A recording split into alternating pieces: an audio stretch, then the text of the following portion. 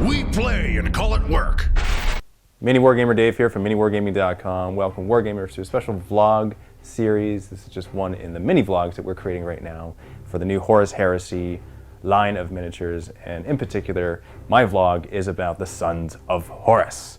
So I wanted to collect these guys because that's where chaos originated from. I gotta collect these guys. I'm so really blood-boilingly excited to collect these guys. It's nuts. Let's start right here. We have the War Master himself, Horus, beautifully painted. By a way, he is hands down one of the best, if not the best, model that I have painted in terms of how beautiful I think he is. I think he's just, the lighting doesn't do it justice. If you were to hear in person, you would see just how awesome he is. So in terms of painted models, that's what I'll be using when I can. I have to have a lot of points in order to actually have him in my army, and so I'm going to work up to that. So the whole table that you see right now is approximately 3,900 points of models, and that's not a legal army. That's like in total how many models that I have. If I were to actually make a legal list, it's 2,000 for sure probably, and then a little bit up from there. That's my guess anyway. Still learning. This is brand new, so there's little tweaks that I got to learn.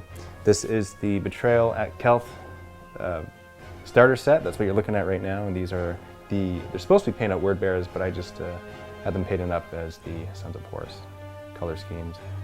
And there's multiple color schemes that could have gone with that. This is the one that I've chosen just because I don't have any green models. I don't have any green Marines in any of the armies that I collect, so I wanted something different. Got the Contemptor right here with the magnetized arms, which is sweetness. And in fact, that's for all of this stuff, because it's such a special army, that's what I'm going to prefer. For everything that can be magnetized, it will be magnetized. Got a couple squads of veterans, and we know that they are veterans because they have specialty weapons. If they don't have specialty weapons, they're just the regular troops choices, which is kind of cool. It makes it simple to learn. Then we got a chaplain here.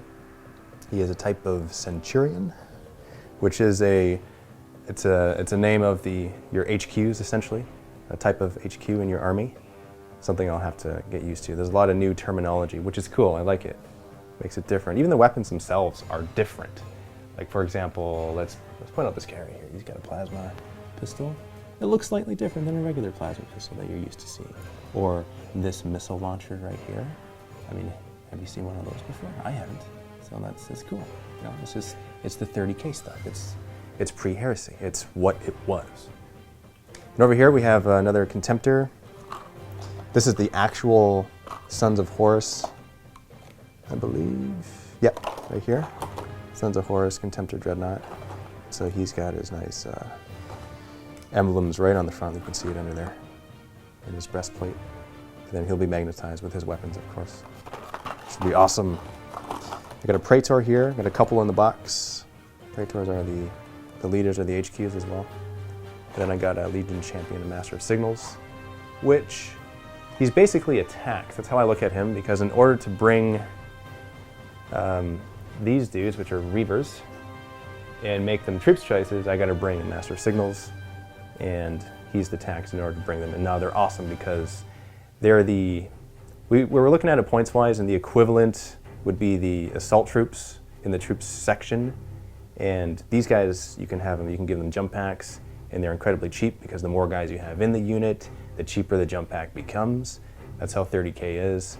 I guess it's a way for you to collect more models, and it adds to the fluffy aspect of having larger groups of guys. They encourage you to have big groups, 10-man, 15-man groups, which is cool. It's something different. Instead of always minning the squad and getting the maximum output for least amount of guys, you want a lot of guys because it's cheaper. So that is actually the way to maximize their effectiveness. Different way of looking at it. I like it. And we have, let's see what this is here. We got some shoulder pads. Oh, these are the Terminators, Justerian Terminators. And then we have just the regular troops with Mark IV armor, I'll say that.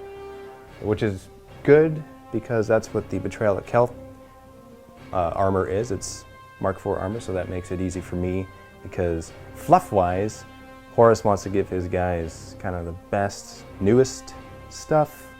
So that's why I chose the Mark IV armor. he cares about his guys getting in there and tearing up some stuff. Now, back here we have 3 Dreadclaws and 1 Assault Claw. And the reason why I'm doing that is because I want my army to be drop pod heavy army. It's a Chaos Space Marine drop pod army. That's how I'm looking at it. And that really excites me because, first off, that doesn't exist in 40K. I mean, you could bring these Forge World models with your 40K stuff, but this actually fits in the army. And you can even use, if these guys are Reavers, you can have your Dreadclaws as dedicated transports, which is a huge thing because normally it's a fast attack. And so I can bring a lot more than a regular army would in 30K. So that makes me really excited. Not only are these drop pods, they're more than just drop pods because they come in and you don't have to disembark right away. They hover and they can hurt units if they land on them, and yet they still have the inertial guidance system and the drop pod assault, so you can, actually never mind, that doesn't exist. Drop pod assault, you can assault out of it with these. Regular drop pods, you can't. So that's really cool. So I'm really excited to do that. And we have Abaddon and Loken. So had to have Abaddon. You gotta have Abaddon. You know, he's the remnants of him left behind after he's gone. So he's here now, and I want to do a whole bunch of videos. Like I'm gonna do a Who Would Win series and all the big dudes fighting each other. That's really exciting. And you know, Loken too. He'd be cool to see. We're gonna get these 2 guys fighting. Let's see what happened between these 2. Like first and foremost, who would win between those 2? You guys want that? Leave a comment. Thumb it up, let me know if you would want that. That's what I want, so if enough of you want it, then I'll just do it. It's an automatic. So stay tuned for more. This is just the first of many to come, not only from me, but from the rest of us who are collecting, and join in on the excitement. These are like the precursor videos for all the stuff that is about to come, all the battle reports and who would wins and tactics videos, because we gotta build them up, we gotta get them started. So we just wanna show you guys what we're collecting, what's the initial armies that we're building. This is a lot of stuff, so it's going to take a while to get it all assembled and painted, but it's happening quick enough that it's moving forward and you see the progress. So stay tuned and happy wargaming.